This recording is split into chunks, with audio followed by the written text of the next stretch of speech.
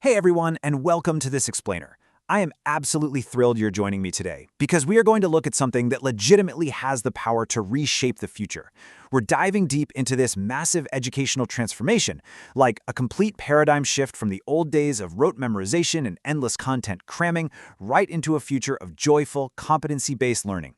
And we're going to unpack exactly how these brand new textbook updates and curricular reforms are actually making this happen.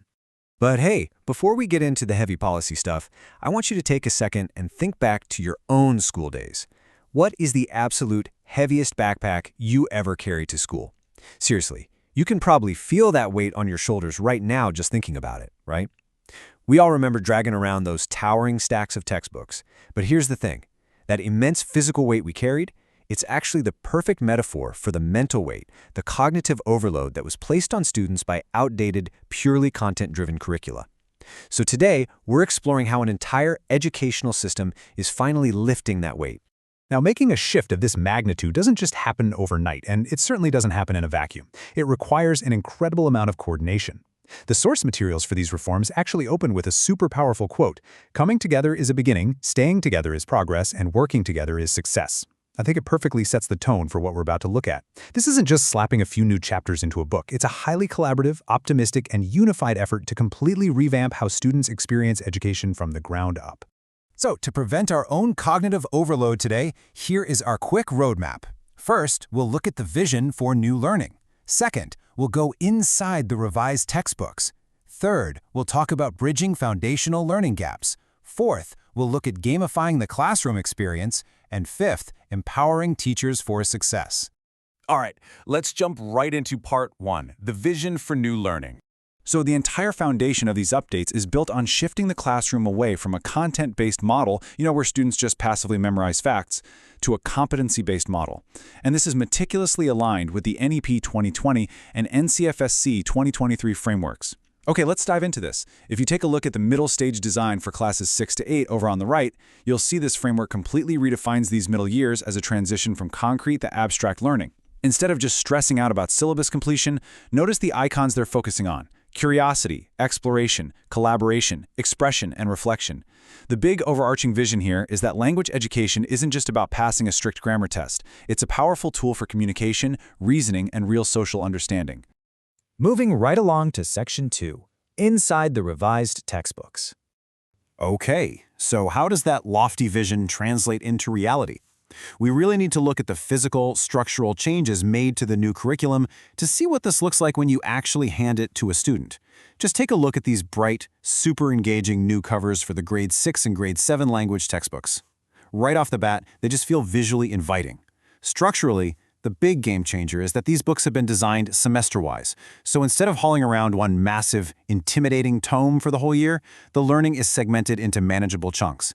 And inside, the content is built around highly relatable themes. For example, grade 6 focuses on stuff like friendship and nurturing nature, while grade 7 explores wit and humor and travel and adventure.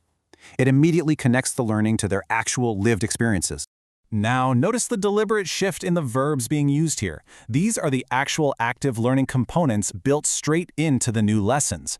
Let us do, let us discuss, let us think and reflect, let us explore. These aren't just cute headings, they're a massive pedagogical innovation. By structuring lessons exactly like this, the textbook shifts the student from being a passive receiver of information just sitting quietly at a desk to an active participant in experiential learning. It genuinely promotes joyful learning and critical thinking in real time. But here's the catch. To add all these rich, interactive experiences, you have to make room, and that requires a process called rationalization. Basically, as part of the textbook revamp, specific chapters were removed to drastically reduce content overload. For example, in grade 9, pieces like the poem "A Slumber Did My Spirit Seal" and the play "If I Were You" were removed. In grade 10, chapters like "Midgebo the Otter" and "The Proposal" were taken out. Why? Well, because forcing teachers to cover a massive checklist of chapters inevitably leads right back to rote learning. By streamlining the syllabus, educators can finally prioritize a much deeper, balanced understanding of core concepts instead of merely racing to the finish line before the bell rings. Which brings us to Section 3, Bridging Foundational Learning Gaps. Of course, Even with the absolute best books in the world, you can't just drop a brand new advanced curriculum onto students' desks on day one and expect a miracle to happen. You have to ensure they're ready for it. Just look at this timeline. Before formal teaching even begins, students undergo dedicated days of readiness activities. Grade 6 undergoes a highly robust 35-day program. And this makes perfect sense, right?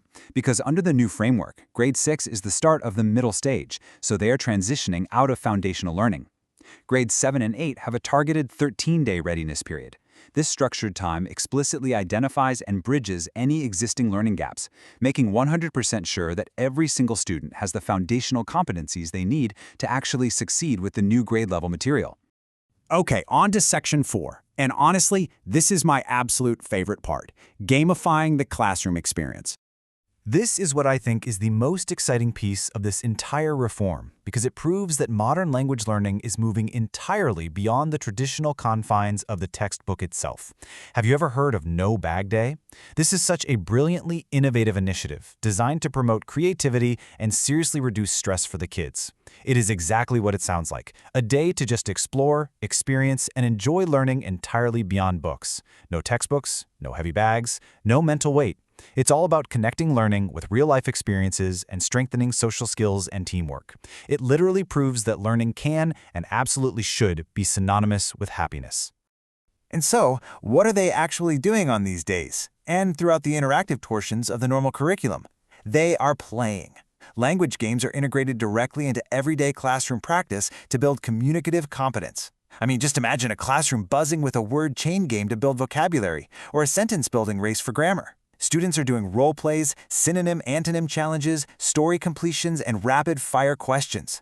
It completely replaces the agonizing silence of traditional rote memorization with active, high-energy, real-world language practice. And this right here brilliantly illustrates exactly how a game becomes a highly serious learning tool. This is the procedure for an English version of dumb charades. One student gets a word from the textbook and has to act it out silently. The strict rule, absolutely no speaking or writing from the actor. The rest of the class has to guess the action, but here is the kicker, they must guess in English. Is it a bird? Is it running? Is it dancing? It's a fast-paced 1-minute time limit of pure engagement. It seamlessly develops speaking, comprehension, and interpretation skills, all while the students are just having a genuinely great time. And finally, we arrive at Section 5, Empowering Teachers for Success. Let's have a quick reality check here. Absolutely none of these amazing books, readiness programs, or super fun games matter if the person standing at the front of the classroom isn't fully supported. Ensuring educators have the proper tools to actually implement these massive pedagogical shifts is literally the linchpin of the whole reform. The update introduces comprehensive teacher handbooks specifically designed in total alignment with the revised syllabus. And these aren't just standard answer keys. They are highly practical resources loaded with guidance on competency-based teaching strategies, innovative pedagogical approaches, and totally new assessment practices. By strengthening a teacher's pedagogical planning and giving them step-by-step guidance on how to run these new classroom activities, the system ensures that the lofty, ambitious vision of NEP 2020 actually survives the real-world environment of a noisy Tuesday morning classroom. We started this explainer by thinking about the heavy, burdensome weight of a traditional backpack. But as we've seen through these incredible updates, from streamlined textbooks and active learning modules all the way to readiness programs and no bag days, the entire educational landscape is shifting from just enduring content to actually experiencing joy. Which leaves us with one final inspiring thought to walk away with today. When we finally remove the physical and mental weight of the bag, what heights can a student's imagination truly reach? Thank you so much for exploring this fascinating transformation with me today. Keep learning, and I'll catch you in the next explainer.